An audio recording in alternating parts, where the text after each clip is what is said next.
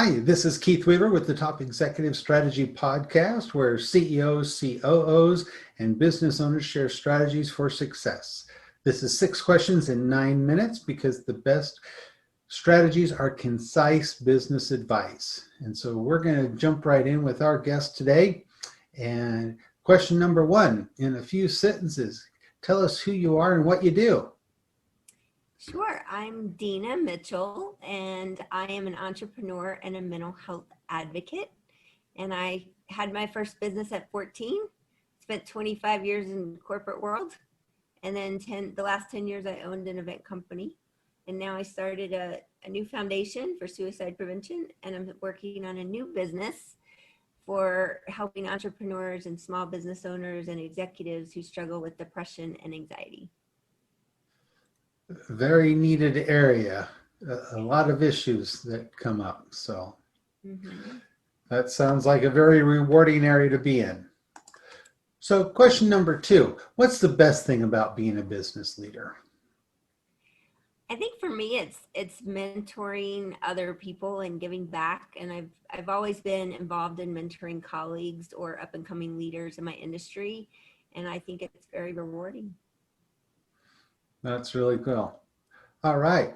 Question number 3. Speaking of mentoring others, I hear from other leaders that their people strategy is often a little more complex, difficult than their actual business strategy in their organization. What are your thoughts on that? My thoughts are that your employees should be treated really well. I mean, they represent your company, and you want them to represent you in the best light. And if they have a great relationship with you and they feel like they can talk to you and they feel supported, then they're going to be your best advocates. I think you need them to be in your corner as far as your mission and your goals. And what I usually do is, just talk to them and ask them what they want, what reward would make them happy, what motivates them, what makes them tick. Because if you understand that and you can be flexible with them, whether it's a work schedule or work from home. I had a couple employees over the years that had babies and they didn't want to come back to the office after that. And so we worked out a plan where they could work from home. And they were still very motivated. They were still very productive. And I think it gave them more of a sense of balance, and it gave me what I needed and it gave them what they needed. So I think it's, happy employees equal a happy workplace, right? There's a lot to be said for the sense of belonging, that you really care about people and they feel that they belong there and that you really want them to be there. That sense of belonging is really important. So I think I grew up in a family of entrepreneurs. And so I saw that firsthand. My mom owned a nursery school, and all the teachers that worked for her would come to our house for a Christmas party every year with their families. So it was always kind of a family thing for me anyway. And I always like the people I work with. And in most industries, you're working so much that you spend more time with those people than you do with your family, right? That's often true. All right, question number 4. What strategy would you like to share with other business leaders? I would like to share that there is a way to balance your genius with your sanity.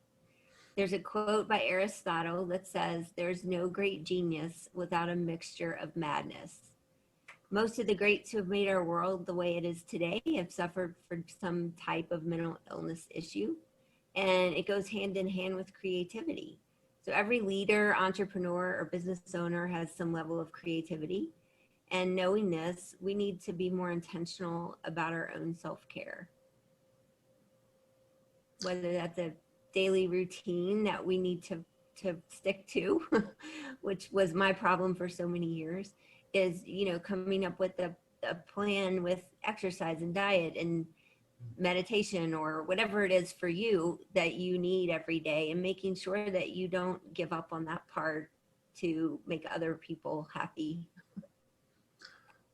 Well, and the road to being an entrepreneur is very stressful. A lot of entrepreneurs, talk about how it's such a lonely road, and it's really quite a roller coaster of emotions because you're given everything you have, blood, sweat, tears kind of thing, all your time to building a business. And, sometimes it, not only bad days, but bad months. And then other times it's, you feel like you're on cloud nine, but it's a very difficult road. So yeah, you really have to balance that.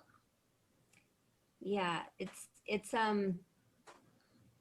not easy in any way, shape, or form, but it can be really rewarding. And what I've learned pretty much in the last year is how to balance that better, and it makes such a huge difference, not only in your own energy and your own drive and success, but it also allows you to be more successful in your business.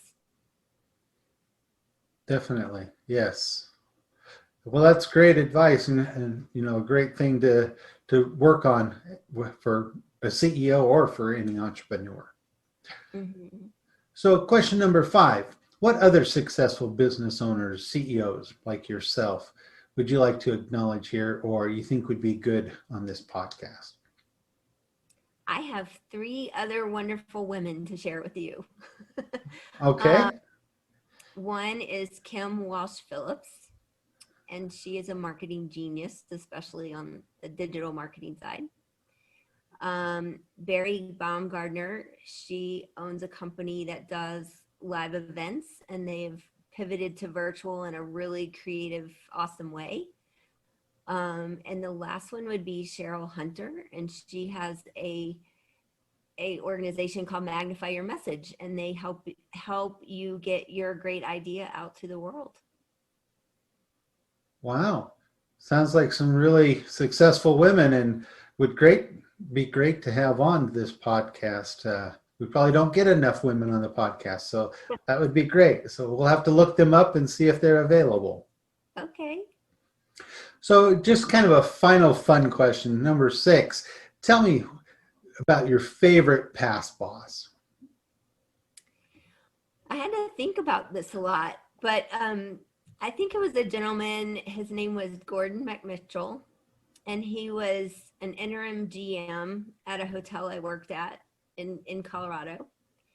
And he came from California, and he was used to warmer climates, and he was a runner. So he ran every morning. And so it was winter. And he would go running in the morning, and he would come in not happy because he was like, I hate the snow. But he was probably the most supportive and positive GM I ever worked for. And he treated everyone with kindness and integrity, and he always made decisions based on what was right. And I just really respected him for that. Oh, cool. And it sounds like you incorporated some of that in your businesses over the last years and stuff. So Hopefully. Thank you. that's great. Well, hey, before we leave, can you tell people how they can get a hold of you or find out more? Absolutely. I am on LinkedIn as Deana Mitchell, and my website is deanabrownmitchell.com. And if you want to learn more about my story, there's a blog on our foundation page, which is therealizefoundation.org. Great. Well, it has been great having you on today. Really enjoyed it. And this is Keith Weaver with the Top Executive Strategy Podcast. And for more insights, you can follow us at Weaver Business Coaching, or find us on LinkedIn, or follow us on your favorite podcast platform. And we wish you the best success.